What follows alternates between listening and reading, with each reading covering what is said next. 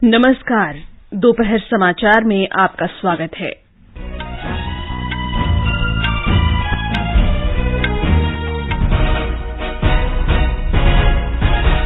प्रधानमंत्री नरेंद्र मोदी ने port Blair में वीर सावरकर अंतर्राष्ट्रीय हवाई अड्डे के नए एकीकृत टर्मिनल भवन का उद्घाटन किया।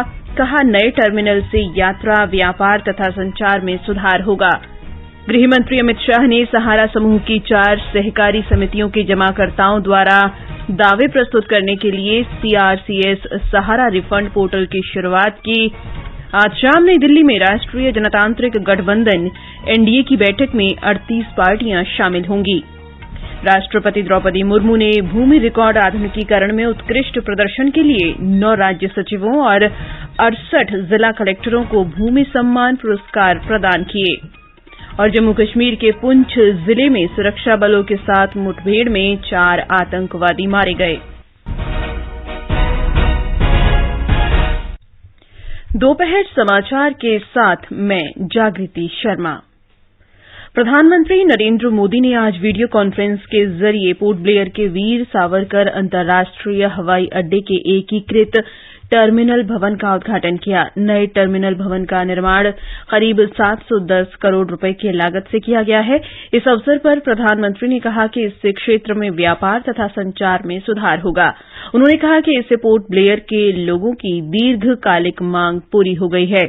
नई व्यवस्था में अब एयरपोर्ट पर एक साथ 10 विमान भी खड़े हो पाएंगे, यानी यहां के लिए नई फ्लाइट्स के लिए भी रास्ता खुल गया है और ज्यादा फ्लाइट्स आने, ज्यादा टूरिस्ट आने का सीधा मतलब है ज्यादा से ज्यादा रोजगार।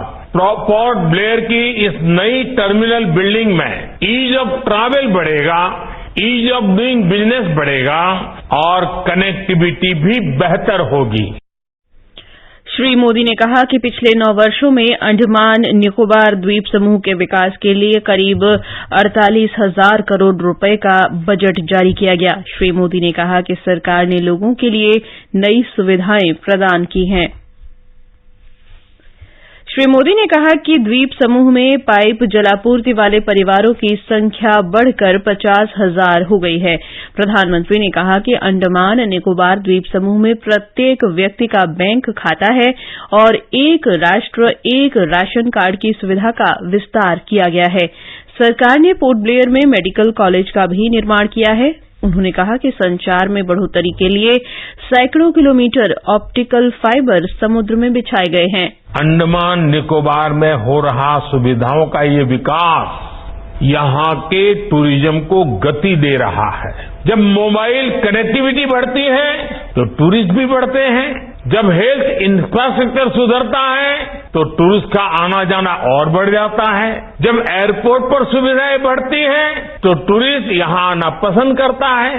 जब रोड अच्छी होती है तो टूरिस्ट अपने इलाके में ज्यादा से समय बिताता है। इसलिए ही अंडमान निकोबार आने वाले टूरिस्टों की संख्या अब 2014 के मुकाबले 2 गुनी हो गई है।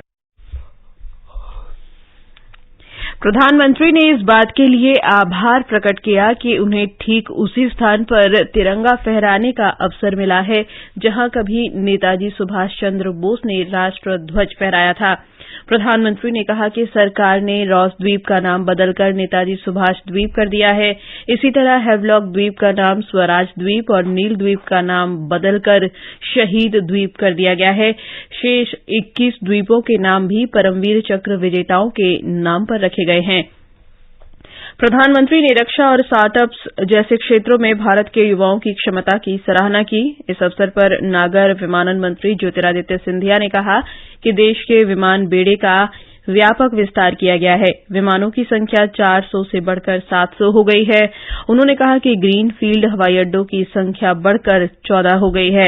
श्री सिंधिया ने कहा कि अगले 3-4 वर्षों में हवाई अड्डों की संख्या 200 को पार कर जाएगी। उन्होंने पोर्ट ब्लेयर में विनायक दामोदर सावरकर की प्रतिमा का अनावरण किया। एयरपोर्ट टर्मिनल का वास्तु डिजाइन शंख के आकार का है जो समुद्र और स्थल दोनों को दर्शाता है। नए भवन में प्राकृतिक प्रकाश की अत्याधुनिक व्यवस्था की गई है। केंद्रीय गृह मंत्री अमित शाह ने आज नई दिल्ली में सीआरसीएस सहारा रिफंड पोर्टल का शुभारंभ किया। ये पोर्टल सहारा समूह के 10 करोड़ से अधिक जमाकर्ताओं के लिए अपने पैसे वापस लेने में मददगार होगा। इस अवसर पर श्री अमित शाह ने कहा कि सहारा समूह के 4 सहकारी समितियों में फंसे जमाकर्ताओं के पैसे वापस लेने की प्रक्रिया सहारा रिफंड पोर्टल के उद्घाटन के पश्चात शुरू हो गई है।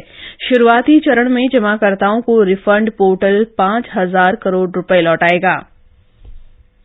1,07,00,000 निवेशकों को इस पोर्टल के अंदर पंजीकरण करने का अधिकार है, जिनकी पूरी राशि लौटाई जाएगी और कुल मिलाकर 4 करोड़ निवेशक हैं जिनको 10,000 रुपये तक की राशि प्रथम दृष्टि से उनको वापस दी जाएगी और सफलता से होगा उसका मुझे पूरा विश्वास है, क्योंकि पूरी प्रणाली को मैं समझा हूं। इसमें कहीं पर भी कोई गड़बड़ की गुंजाइश नहीं छोड़ गई है और कहीं पर भी जो जेन्युइन इन्वेस्टर है इसको अन्याय होने की गुंजाइश भी नहीं छोड़ेगी।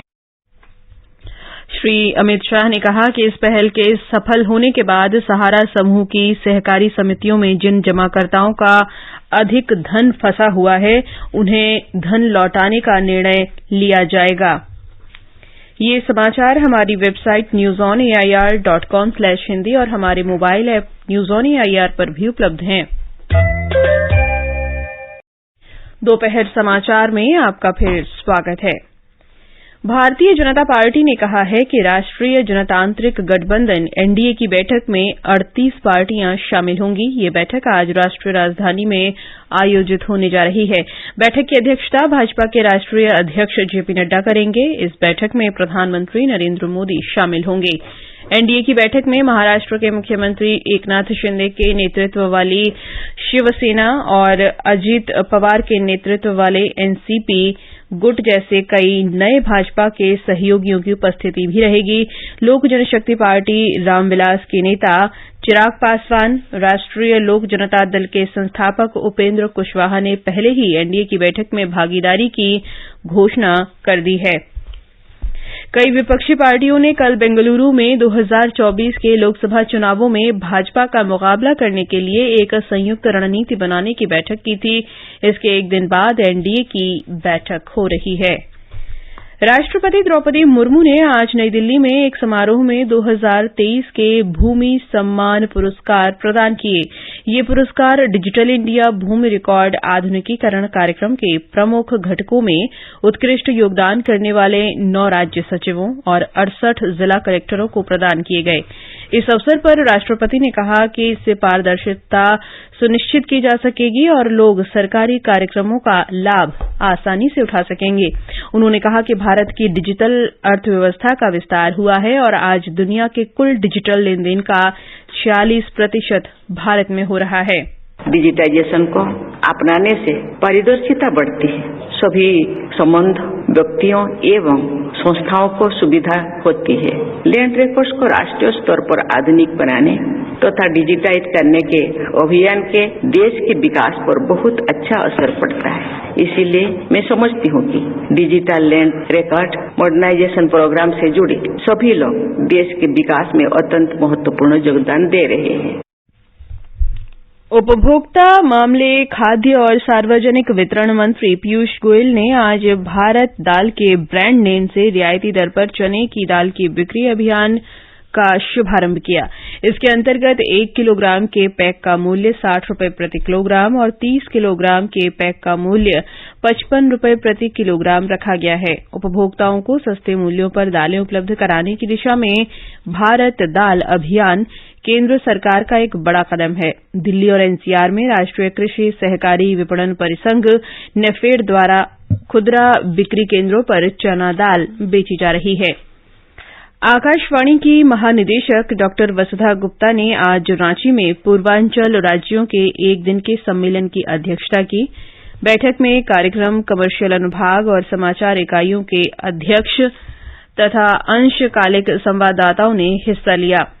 सम्मेलन का आयोजन आकाशवाणी के सभी अनुभागों और इकाइयों के बीच परस्पर सहयोग और समन्वय को बढ़ाने के लिए किया गया। डॉ वसुधा गुप्ता ने आम लोगों के बीच आकाशवाणी की लोकप्रियता बनाए रखने के लिए नई तकनीक अपनाने की आवश्यकता पर बल दिया।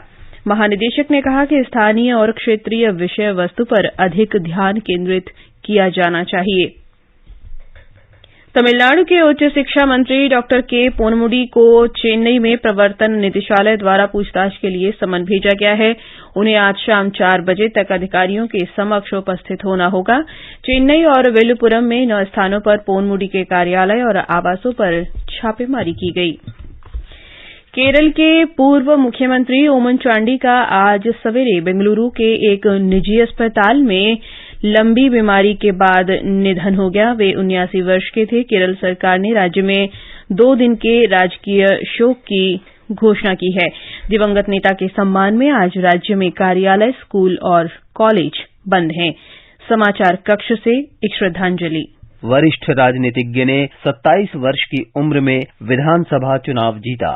बाद में उन्होंने लगातार 11 बार चुनाव जीता। उन्होंने विधानसभा में पुतुपल्ली निर्वाचन क्षेत्र का प्रतिनिधित्व किया। उन्हें राज्य विधानसभा में सबसे लंबी अवधि तक सदस्य रहने का गौरव प्राप्त है। पारिवारिक सूत्रों के अनुसार ओमान चांडी का पार्थिव शरीर बेंगलुरु से तिरुवनंतपुरम लाया जा रहा है। बेंगलुरु में उनका पार्थिव शरीर लोगों के अंतिम दर्शन के लिए राज्य के पूर्व मंत्री टी जॉन के निवास पर रखा गया है।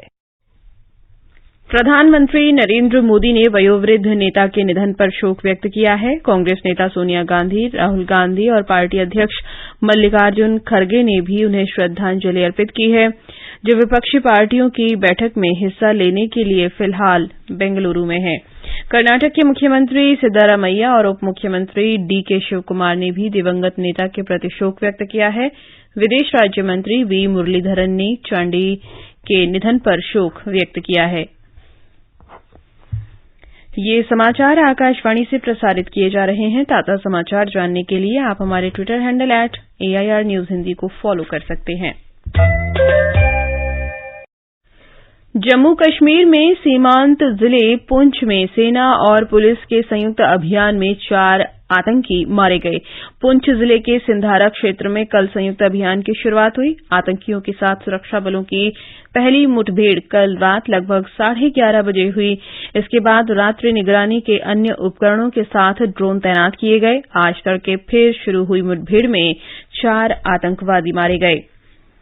मौसम विभाग ने कोंकण और गोवा, मध्य महाराष्ट्र और ओडिशा में अगले 5 दिनों तक तेज से बहुत तेज वर्षा होने का अनुमान व्यक्त किया है। उत्तराखंड और मध्य प्रदेश, विदर्भ और छत्तीसगढ़ सहित मध्य भारत और गुजरात में भी आज और कल तेज वर्षा का अनुमान है। मौसम विभाग ने जम्मू कश्मीर, लद्दाख, गिलगित बाल्तिस्तान, मुजफ्फराबाद में आज और कल तथा हिमाचल प्रदेश में अगले 3 दिन तक कहीं कहीं भारी वर्षा होने का अनुमान व्यक्त किया है। उत्तराखंड में 4 धाम की ओर जाने वाले 3 राष्ट्रीय राजमार्ग और गांव को जोड़ने वाली कई अन्य सड़कें कल रात से जारी बारिश के बाद भूस्खलन से बंद हो गई हैं।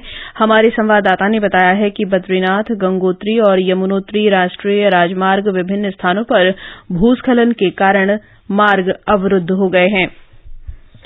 जम्मू कश्मीर में आज सवेरे जम्मू के भगवती नगर यात्री निवास से 6,225 तीर्थयात्रियों का 16वां जत्था अमरनाथ की पवित्र गुफा के लिए रवाना हुआ। ये यात्री कश्मीर में बालतल और पहलगाम के 2 आधार शिविरों पर पहुंचेंगे। तीर्थयात्री 217 वाहनों के काफिले के रूप में अपने गंतव्य की ओर बढ़ रहे हैं। अंत में मुख्य समाचार एक बार फिर। प्रधानमंत्री नरेंद्र मोदी ने पोर्ट ब्लेयर में वीर सावरकर अंतर्राष्ट्रीय हवाई अड्डे के नए एकीकृत टर्मिनल भवन का उद्घाटन किया। कहा, नए टर्मिनल से यात्रा, व्यापार तथा संचार में सुधार होगा। गृहमंत्री अमित शाह ने सहारा समूह की 4 सहकारी समितियों के जमाकर्ताओं द्वारा दावे प्रस्तुत करने के लिए CRCS सहारा रिफंड पोर्टल की शुरुआत की। आज शाम नई दिल्ली में राष्ट्रीय जनतांत्रिक गठबंधन NDA की बैठक में 38 पार्टियां शामिल होंगी। राष्ट्रपति द्रौपदी मुर्मू ने भूमि रिकॉर्ड आधुनिकीकरण में उत्कृष्ट प्रदर्शन के लिए 9 राज्य सचिवों और 68 जिला कलेक्टरों को भूमि सम्मान पुरस्कार प्रदान किए और जम्मू कश्मीर के पुंछ जिले में सुरक्षा बलों के साथ मुठभेड़ में 4 आतंकवादी मारे गए। इसके साथ ही दोपहर समाचार का ये अंक समाप्त हुआ। नमस्कार।